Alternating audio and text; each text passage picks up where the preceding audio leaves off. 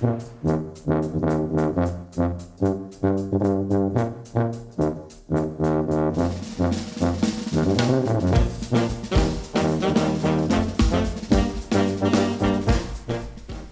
agreed to spend the night with Lupin.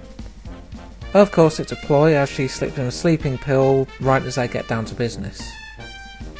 Extracting his tooth, she finds a microfilm that apparently leads to Arsene Lupin's grave. She's teamed up with Sherlock Holmes III for this, looking somewhat different from his appearance in episode 15. Or it's another grandchild of the original. Anyway, Holmes has backup from the UK, US and Russia as Arsene stole valuable treasures from all three nations. Lupin catches on to this being a trap to draw him out, despite Goemon's anger at the Lupin family tomb being dishonoured. Zenigata's tracked the gang down and claims to have them surrounded. The gang call his bluff, but decide to challenge him one-on-one. Goemon's up first, but Zenigata swings his cuffs around Zantetsuken and leaves him hanging. Jigen steps up, but goes down even faster. Lupin is left, and Zenigata decides to challenge gun with knife on the condition that the duel is non-lethal. Zenigata frustrates Lupin by telling him to move to a specific starting point. He then throws his knife, hitting exactly what he meant to. Leaving the gang hanging from a tree, Zenigata warns that Holmes has hired a group of agents from the three nations to help fend off Lupin should he try and challenge him. The gang break free, boarding Holmes' airship. Holmes' agents, Napoleon Zero, James Dobon and Rasputin, ready themselves. Lupin confronts Holmes and throws him a message of apology for robbing Arsene that he demands Holmes sign and shave his head in repentance. Also that Goemon will cut up the ship if he refuses. Napoleon heads out to challenge Goemon, blinding him with his camera flash. He tries it on Lupin, but Jigen disarms him before he can press the button. Jigen moves forward as James spits his fruit at him. Not only is it annoying, it's also highly acidic to most substances. Lupin spits a toothpick from his cigarette at James as a counter. Rasputin remains, trapping Lupin using a doll that can change size. Arriving at the island, Holmes and his men lead the gang down to the gravesite. Lupin is ordered to open the door, which he easily manages after a few theatrics. Unfortunately for Holmes, none of the treasures are present. Lupin explains that Arsene died with nothing to his name, and this grave is actually a fake one built by the natives, who grew annoyed when they realised he tricked them. The gang escape, but Holmes sends his men after them. This time the gang's prepared, using the same technique Zenigata used to beat them. Lupin then turns the men against Holmes, claiming that the original Holmes framed Arsene. The gang leave Holmes and Fujiko chained to a tree, Holmes' head shaved as promised. Relatively quiet episode this time, but I'd be lying if I said I didn't enjoy it. It was nice to see some reaffirming that Zenigata could totally take the gang if he was actually trying to. I will say it's a pity that these guys are one-off characters, as I feel like a writer could make a good episode with each of these characters as an antagonist individually.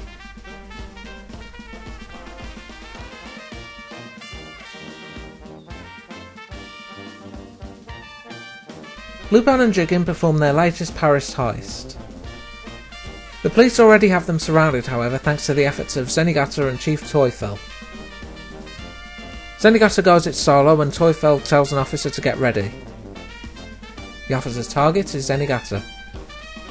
Lupin is none the wiser until Fujiko angrily rebuffs him and Goemon comes in with a newspaper.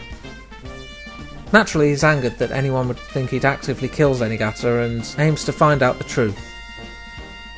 Meanwhile, Teufel meets with the officer under a bridge, who clearly regrets doing what he did. Not that he lives long enough for it. Lupin and Jigen sneak into the hospital where Zenigata's body is being stored, discovering that nothing rouses him. Teufel enters, believing Lupin is part of the transport crew. As Zenigata is moved to the airport for return to Japan, Lupin breaks away, though Jigen notes it was too easy.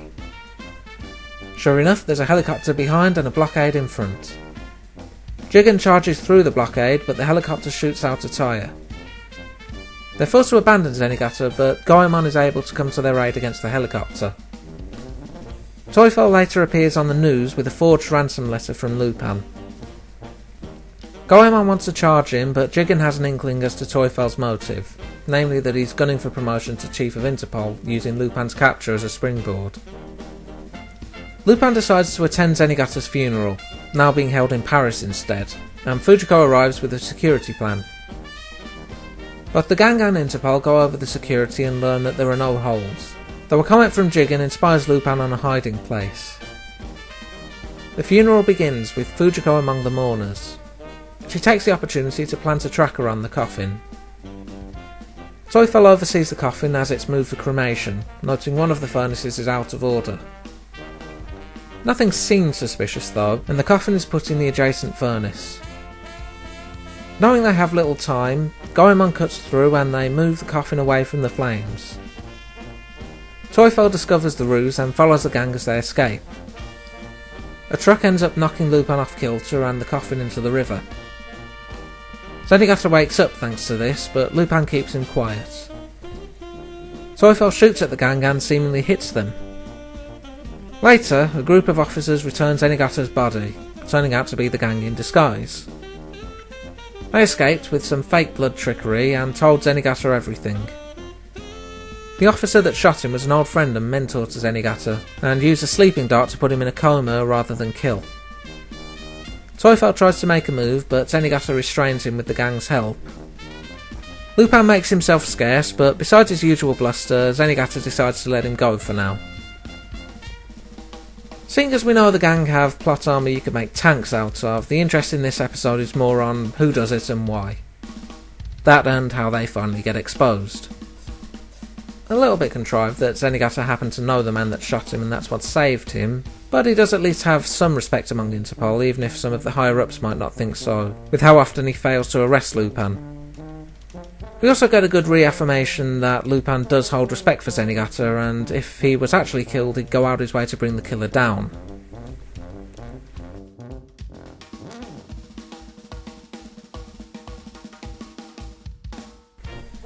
While relaxing, Lupin mentions to Jigen Hannibal's trek in the Pyrenees Mountains. They're interrupted by Zenigata, and are chased into a blockade. Lupin decides to switch the wheel to the back and reverse at high speed. Escaping down the alleys, they knock the police off kilter with an oil barrel. While they get their bearings, Lupin activates a colour shift on the car, and they switch into some disguises. Using this, they fool Zenigata and escape into the sewers. Continuing their conversation from earlier, Lupin mentions that a small nation in the Pyrenees, Blanco, houses a one-of-a-kind gold coin that used to belong to Hannibal. This is interrupted by a crocodile attack. It's put down by a man watching in the shadows, whom Jigen recognises as Stoneman.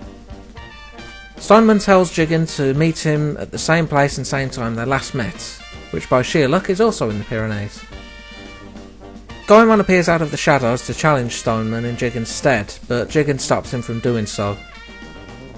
At their hideout, Jigen talks about how he was set to duel Stoneman 5 years prior. His car was faulty, however, so he missed the appointed time by 3 hours. The only thing waiting for him was a crossed out portrait drawn in bullet holes. He figures that he has a 50-50 chance of winning if Stoneman has 5 years more experience, just as Lupin finishes a bag fashioned from the crocodile. The gang fly out with Zenigata pursuing. Their plane gets tethered and dragged back, but Goemon's on hand to put a stop to that. Zenigata's ejected as it's the least risky way of him pursuing the gang outside of French airspace, and the gang themselves also bail upon seeing Blanco's air force. Fujiko contacts them with information on Blanco, namely that their walls close off at 4 PM, and also picks them up, leaving Zenigata hanging. Well, hanging in a sense at least. The gang watch a parade celebrating Blanco's leader, deducing that he has the coin. Goemon also tries to challenge Stoneman himself, but gets told to go away. That night, Lupin and Jigen disguise as members of the secret police and trick the leader with a calling card, claiming the coin was already stolen. They then use knockout gas on him as he checks the coin and run off with it. They also have some fun baiting Zenigata into thinking he'll be executed. Lupin inspects the coin and has Goemon slice down the middle of it. Inside is a map pointing out a bigger treasure. The next day they drop Jigen off at his meeting point while they get the treasure. Time ticks closer to 3 PM and the gang return, warning they have a limited time to escape. Blanco attacks, so the gang distract them while Jigen begins his duel. Unfortunately for him, Lupin decided to steal his gun and lead him to the gates. Lupin's dismantled the gun in a breadcrumb trail, forcing Jigen to assemble it as he goes along. This test of faith isn't helped by the fact that Stoneman has plenty of ammo. Still, Jigen manages to evade and make it to the border, discovering the chamber waiting at the gate. Stoneman catches on and shoots it away, but Lupin shoots it right back. His gun assembled, Jigen takes the winning shot. He joins the gang as the gate closes, just making it through, though losing the gold. Got a couple of firsts here, such as the first appearance of Lupin's other car, the yellow Fiat 500, probably most famously seen in Castle of Cagliostro's car chase, and also Fuma Conspiracy's car chase, though that one's less famous. This is also the first episode, and the first anime series to be broadcast in stereo, which they commemorated by adding sound effects to the opening. May not sound like much now, sure, but remember this was the 1970s. As for the episode itself, it was another enjoyable one. Interesting that Lupin has enough faith in Jigen that he decides to make it a challenge for him. Granted, Jigen doesn't approve, but he pulled it off regardless. Animation-wise, this episode looks great too, with a lot of little details added in and a lot of skill in terms of cinematography put to use in the duel especially.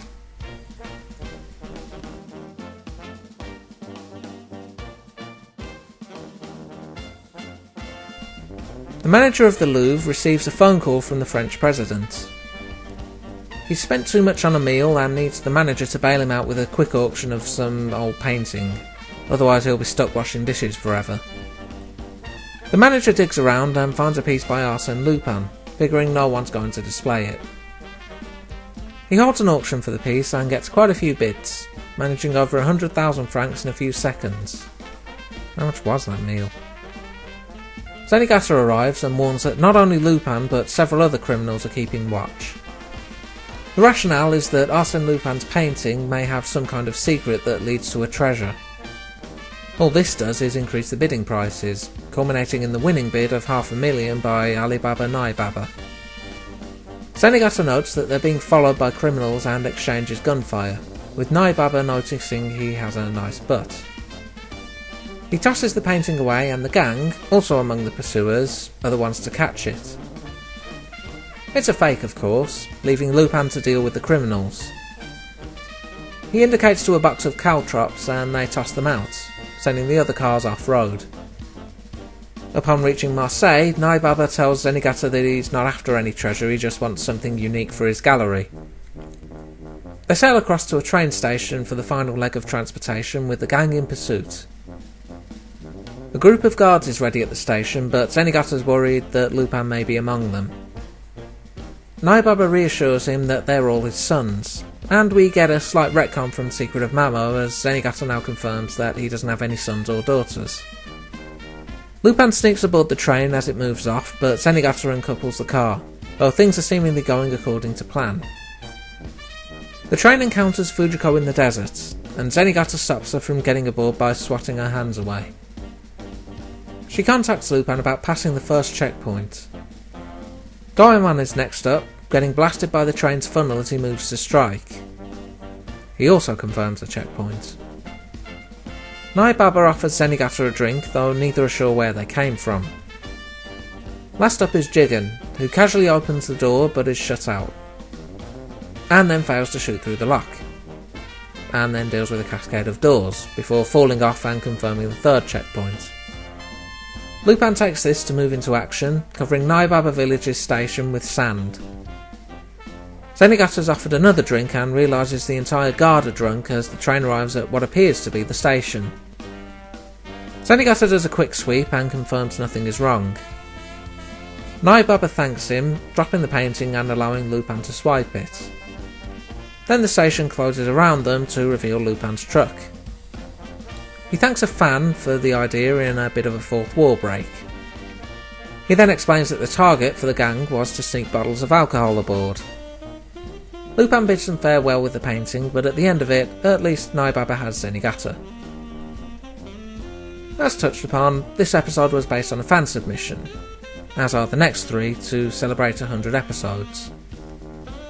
The setup here is a bit on the sillier side, but it does make way for a pretty entertaining episode once things get going. Stealing a painting by getting its guards drunk is certainly something I can see the gang doing even without a fan suggestion. Plus it makes good use of Zenigata's blind spot, making him think the gang themselves are the threat. Never do find out if the painting held any secrets though.